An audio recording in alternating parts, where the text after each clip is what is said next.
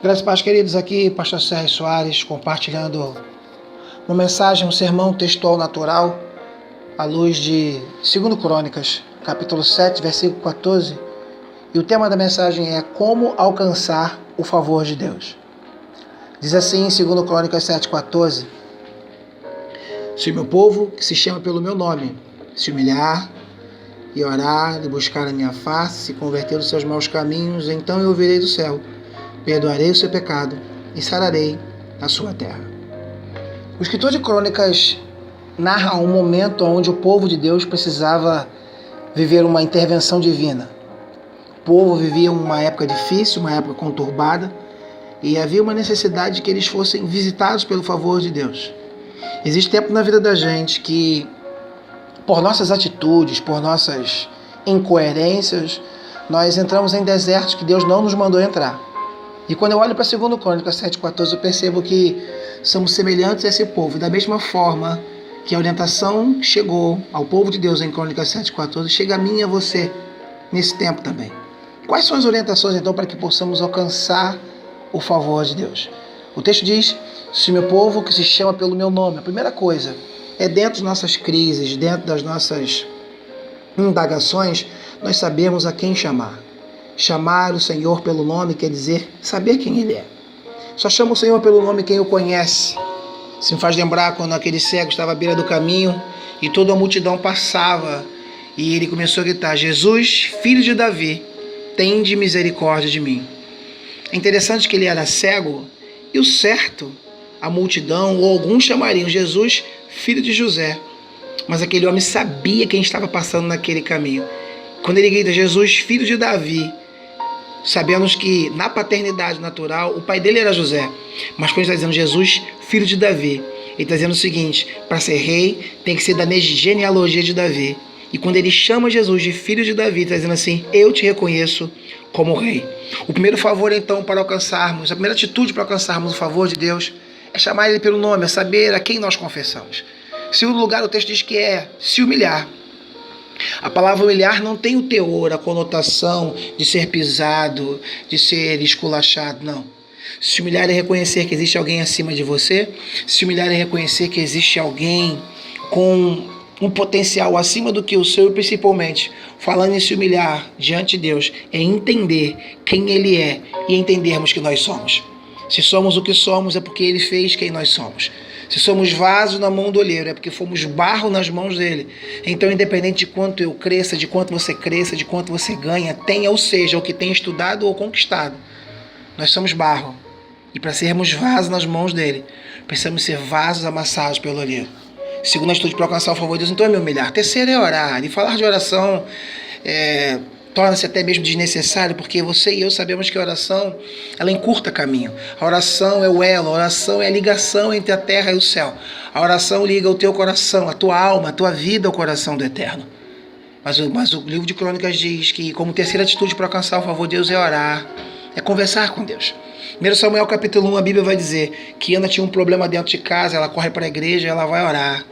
A Bíblia diz que ela começa a balbuciar com os próprios lábios, ou seja, ela não emite som, ela só abriu o seu coração a Deus em oração.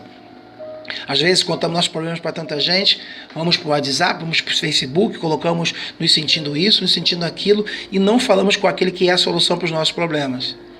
Então, em primeiro lugar, eu preciso saber quem eu chamo. Segundo, eu preciso me humilhar. Terceiro, eu preciso orar. Quarto, fala de buscar a face. É interessante a diferença de buscar a face para buscar as mãos. Quem busca as mãos quer bênção, quer conquista, mas quem busca a face quer a presença. A Bíblia diz em João capítulo 12 que depois de Lázaro ressuscitado, naquela ceia feita na casa de Simão o leproso, uma mulher chega por detrás e começa a lavar os pés de Jesus, começa a secar os pés de Jesus com o cabelo. É interessante que ela não busca as mãos, ela busca a face. Ali era um ato de gratidão, ali era um grato de dizer: estou feliz por o Senhor me receber a seus pés. A humanidade, a igreja, a maioria de nós busca o Senhor pelas mãos, mas o convite de Crônicas é buscar o Senhor pela face. Quarto e último lugar, ele diz: converter dos seus maus caminhos. Conversão fala de trocar de caminho, conversão fala de estar indo para um lado e reverter todo o conceito e ir para o outro. Quando eu olho para converter dos seus maus caminhos, eu me levo a Atos capítulo 9, quando o Saulo, até então perseguidor da igreja, um homem que pediu carta para perseguir a igreja, que presenciou Estevão sendo apedrejado. Isso. Esse mesmo homem tem um encontro com Jesus no caminho de Damasco. E naquele momento ali, caindo em si, ele entende que ele estava no caminho errado. Ali ele se converte. Ali ele muda de perseguidor para perseguido. Ficam aqui então as atitudes para alcançarmos o favor de Deus. E aí você pode pensar, mas pastor, o que eu alcanço? O que é que eu ganho por alcançar o favor de Deus? O próprio Crônicas 7,14 vai te dizer. Primeiro ele diz, eu ouvirei dos céus. Segundo ele diz, eu perdoarei os seus pecados. E terceiro ele diz, sararei a sua terra. Então, para termos as nossas orações ouvidas, nossas súplicas ouvidas, para termos nossos pecados perdoados, para termos a nossa terra sarada, para termos a nossa alma sarada, precisamos saber a quem clamar, nos humilharmos, orar e principalmente buscar a face e se converter dos seus maus caminhos. Fico com essa palavra no entendimento de como alcançarmos o favor de Deus. Beijo no seu coração, graça e paz. Glória a Deus. Você percebeu que é um sermão textual natural?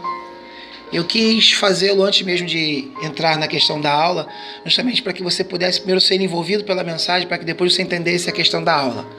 Sermão textual natural é isso, as divisões estão naturalmente no texto, como já havia falado. Você percebeu como é que eu dividi? Chama pelo meu nome, humilhar, orar e buscar minha face e se converter dos seus maus caminhos. Aqui são atitudes. Mas o próprio Crônicas 7,14 diz o que acontece quando eu tenho essas atitudes. Ele fala que daí então, esse daí então quer dizer o seguinte, você faz a primeira parte, que eu entro com a segunda parte. Daí então eu virei dos céus, perdoarei o seu pecado e sararei a sua terra. Perceba que para cada tópico, por mais que eu tenha dividido a aula em si, os tópicos em si estão divididos dentro de cada vírgula praticamente, de cada verbo dentro de Crônicas 7,14. Mas o embasamento que eu fiz de cada tópico, eu fiquei livre por toda a Bíblia. E aí eu falei de humilhar, eu falei de orar, eu falei de Ana, de buscar a face, eu falei daquela mulher na casa de Simão leproso, de se converter dos seus maus caminhos, eu falei de Saulo no caminho lá de Damasco, Atos capítulo 9. Então percebam, a divisão dos tópicos, ela é feita exclusivamente dentro do texto. É o que configura, é o que caracteriza o sermão textual natural.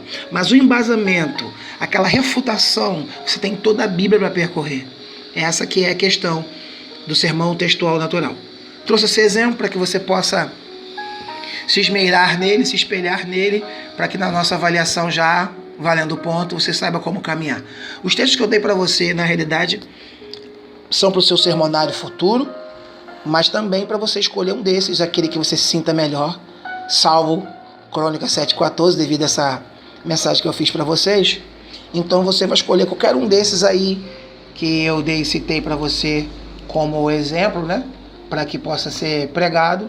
Você escolhe um e dentro daquilo que você, da compreensão que for gerada aí dentro disso aí, você vai preparar o seu sermão.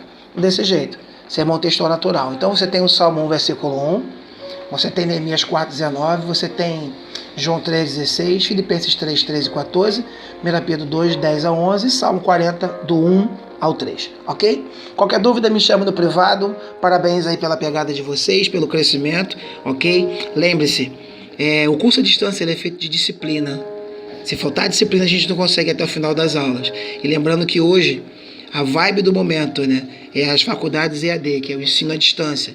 Então, se você sonha em fazer uma faculdade EAD, comece por esse curso entendendo que a disciplina vai te fazer todo dia tirar um momento para estudar, se disciplinar a ler a Bíblia e automaticamente se preparar para voos mais altos, ok? Beijo no seu coração, graça e paz!